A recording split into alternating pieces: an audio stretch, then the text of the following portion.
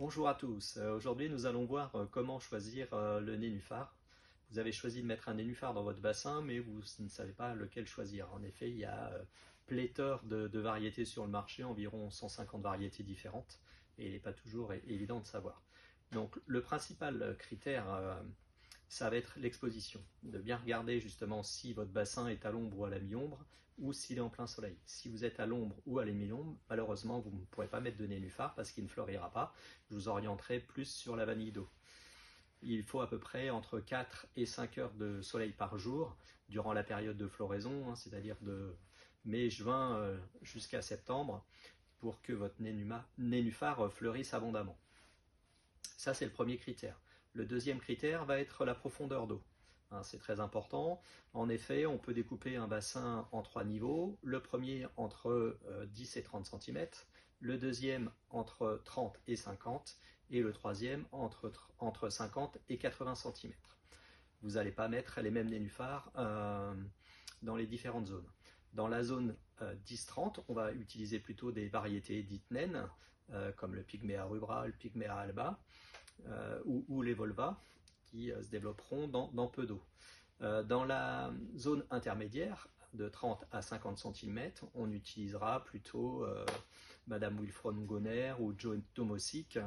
Voilà. Et dans la zone plus profonde, on ira sur des nénuphars alba ou des attractions.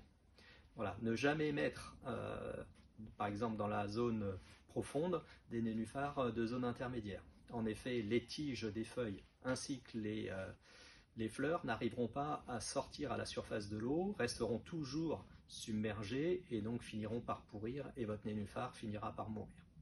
Donc c'est pas le but.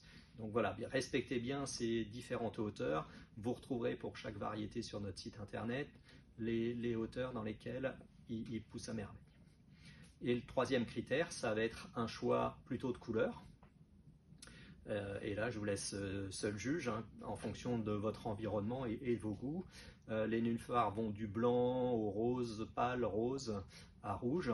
Et puis après, vous avez des couleurs un petit peu plus chaudes avec le jaune ou l'orangé.